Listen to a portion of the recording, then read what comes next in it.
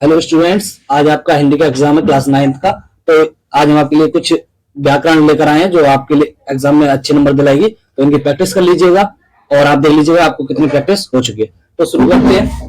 तो तीसरा प्रश्न है वो आपका प्रत्यय और उपसर्ग से आधारित है, जिसमें 5 एमसीक्यू दिए जाएंगे, आपको किन्हीं 4 प्रश्नों के उत्तर देने हैं। तो पहला क्या है, विज्ञान में उपसर्ग बताइए। तो उपसर्ग होते हैं जो शब्द के आगे लगते हैं। उपसर्ग होते हैं जो शब्द के आगे लगते हैं। तो विज्ञान में उपसर्ग कौन सा होगा? बी। बी होगा उपसर्ग, तो इसका राइट आंसर ए हो जाएगा।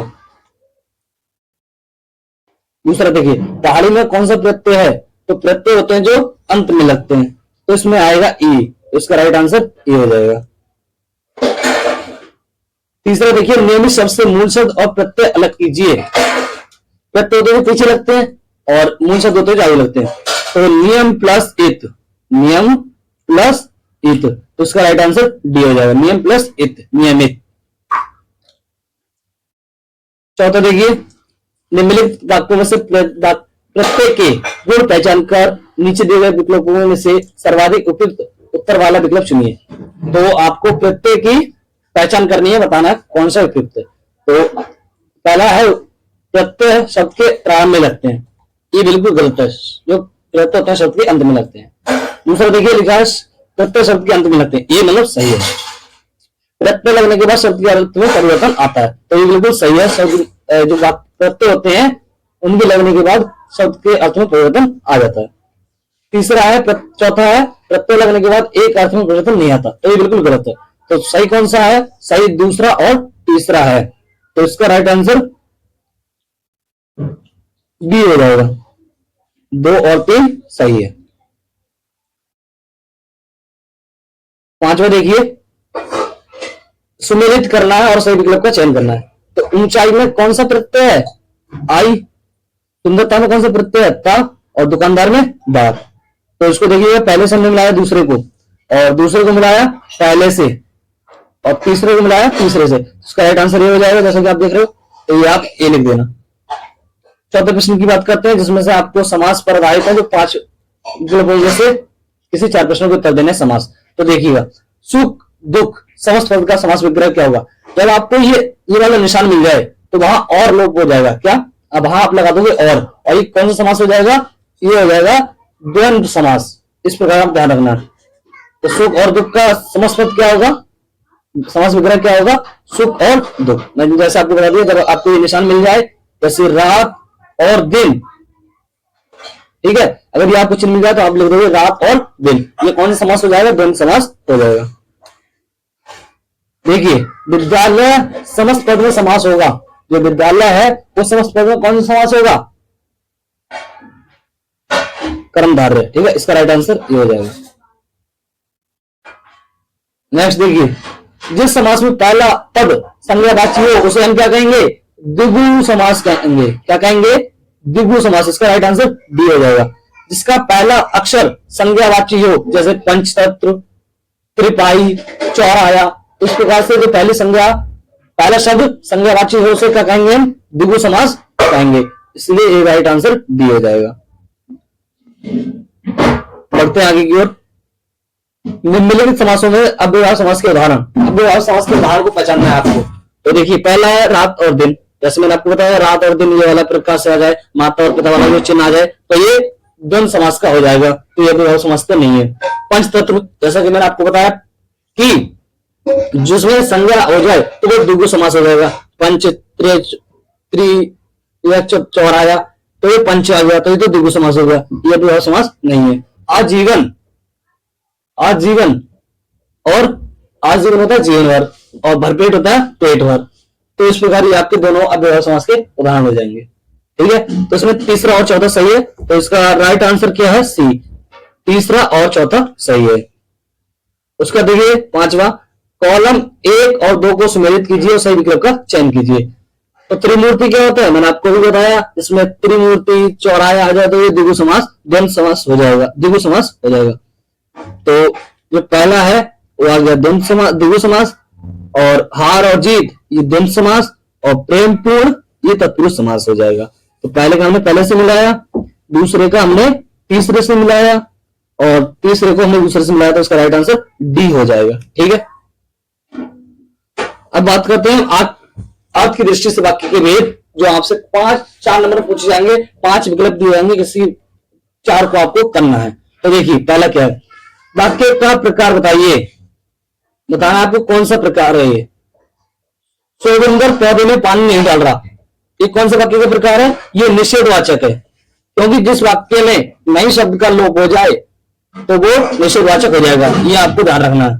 ठीक है, नेक्स्ट बात करते हैं, वाक्य का प्रकार बताइए, नव वर्ष मंगलम हो, ये कौन सा प्रकार है, नव वर्ष है वो आपका मंगलम हो, तो ये है इच्छावाचक। क्या है, इच्छावाचक, क्योंकि इसमें आपकी विश ऐड हो गई है, आपकी इच्छा ऐड हो गई है कि मंगलम हो।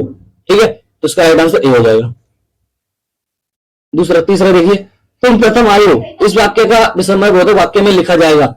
अरे भाई तुम प्रथम आयो, इसका विस्मय बोधक क्या होगा, विस्मय बोधक में आपको ध्यान रखना है, इस प्रकार का चिन्ह आएगा।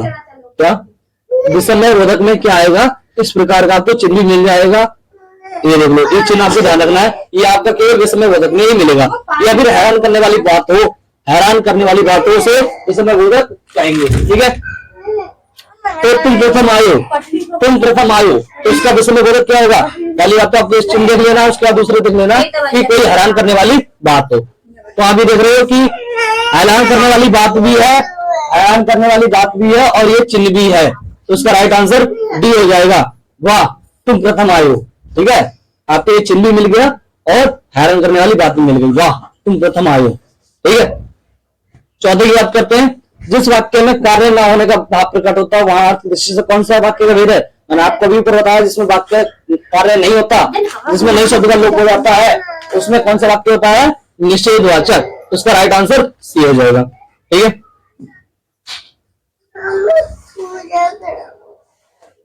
और चौथा देखिए, प्रश्नवाचक का उदाहरण दीजिए। प्रश्नवाचक होता है, प्रश्नवाचक होता है जिसमें आपसे प्रश्न पूछा जाए, तो इसमें कौन सा उदाहरण आपको देखना है। ओ तुम्हें बहुत चोट लगी है, ये तो प्रश्न नहीं है। वाह ट्रेन देरी से चल रही है, तो क्या ट्रेन देरी से चल रही है, तो ये आपका प्रश्नवाचक हो जाएगा, उसका राइट आंसर भी हो जाएगा। एक बात आपको और ध्यान रखनी है, अंत में इस प्रकार का निशान आ जाए तो वो प्रश्नवाचक होगा, ये आपसे कोई प्रश्न पूछा जाए तो ये प्रश्नवाचक होगा। समझ में आया।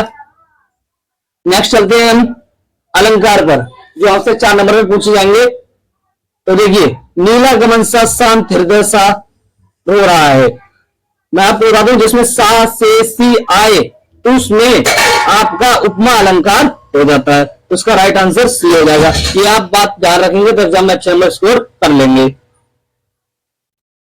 दूसरा देखिए, दिव्य पंक्ति में कौन सा अलंकार है, कमल मुख सुंदर लगता है, कमल मुख सुंदर लगता है, ये कौन सा अलंकार है। तो देखो पहला है यमक अलंकार, ये यमक अलंकार तो होगा नहीं। यमक अलंकार क्या होता है, जिसमें 2 शब्द प्रयुक्त होते हैं, एक शब्द 2 बार प्रयोग हुए हैं लेकिन उनका अर्थ अलग अलग होता है, लेकिन इसमें तो नहीं हुआ। अनुप्रास अलंकार में क्या होता है, इसमें एक वर्ण की आवृत्ति 2 वर्ष से अधिक हुई है, तो ऐसा कोई वर्ण तो है नहीं है जो यहाँ रिपीट हुआ हो, तो ये दोनों तो नहीं होंगे। पहला हमने यमक काट दिया, दूसरा हमने अनुप्रास काट दिया। तीसरा देखिए उपमा, उपमा की मैंने आपको बताई थी सा से सी, तो ये नहीं है तो ये भी नहीं होगा, तो उसका राइट आंसर क्या हो जाएगा, डी हो जाएगा। राइट आंसर क्या हो जाएगा, डी हो जाएगा, रूपक। ठीक है, और तीसरा देखिए, दी गई पंक्ति में कौन सा अलंकार है, पहचानना है आपको। मैंने उत्तर दिया उत्तर की ओर जाओ, तो देखो मैंने उत्तर दिया उत्तर की ओर जाओ, तो इसमें कौन सा अलंकार है, यमक अलंकार। मैं बता रहा हूं आपको कैसे। देखो यमक अलंकार ऐसे है, मैंने जैसे आपको बताया कि एक शब्द 2 बार प्रयोग हुआ है लेकिन उसका अर्थ अलग अलग है। तो देखो इसमें लिखा मैंने उत्तर दिया, मैंने उत्तर दिया मतलब मैंने जवाब दिया। अब वो कह रहा है उत्तर की ओर जाओ, उत्तर की ओर जाओ मतलब दिशा बता रहा है, तो ये शब्द एक ही प्रयोग हुआ है लेकिन उसका अर्थ अलग अलग है, एक का है जवाब और दूसरा है दिशा, तो ये यमक अलंकार हो जाएगा। ठीक है, नेक्स्ट देखिए, निम्नलिखित से यमक अलंकार का उदाहरण पहचानिए। तो यमक अलंकार का उदाहरण पहचानना, जैसे आपको अर्थ पता है कि एक शब्द 2 बार प्रयोग हुआ हो लेकिन उनका अर्थ अलग अलग हो, तो आप इसमें पहचान सकते हो। पहला है आंखें हिरण सी चंचल है, मैंने आपको बताया इसमें सा से सी आ जाए तो वो रूप उपमा अलंकार हो जाएगा, तो ये यमक तो होगा नहीं, ये यमक तो होगा नहीं, तो आप इसे क्या कर दोगे, क्रॉस कर दोगे। दूसरा देखिए, भुखमरी की समस्या का हल, हल चलाने में है। तो हमें यमक का ढूंढना, यमक का हमें मिल चुका है। क्या? यमक का अलंकार हमें मिल चुका है बी में। क्यों? इसमें हल का प्रयोग 2 बार हुआ है, लेकिन एक है हल मतलब समस्या का हल, सॉल्यूशन, और एक हल है जो आप खेतों में प्रयोग करते हैं। ठीक है, तो इस प्रकार ये यमक अलंकार का उदाहरण हो जाएगा। Right answer b. राइट। और लास्ट क्वेश्चन देखिएगा आपके अलंकार का, जब किसी वर्ण में एक वर्ण की आवृत्ति एक बार से अधिक हो, कौन सा अलंकार है? तो वो अनुप्रास अलंकार आपका हो जाएगा।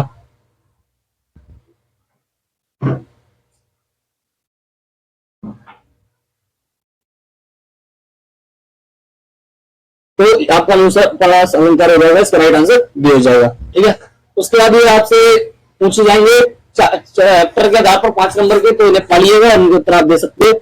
उसके बाद ये भी 2 नंबर का आपके चैप्टर के आधार पर पूछे जाएंगे, इनके प्रश्नों के उत्तर आप दे देना।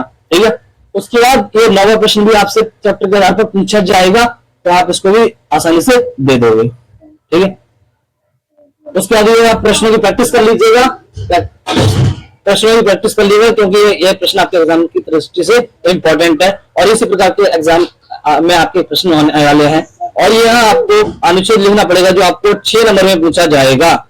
ठीक है, उसके बाद आपसे संवाद लेखन और एक पत्र पूछा जाएगा, उसको आप विशेष रूप से ध्यान देना है, और एक संवाद भी पूछा जाएगा, इसलिए आपको ध्यान रखना है। ये आपके बारे में ईमेल लेखन भी आपसे पूछा जाएगा।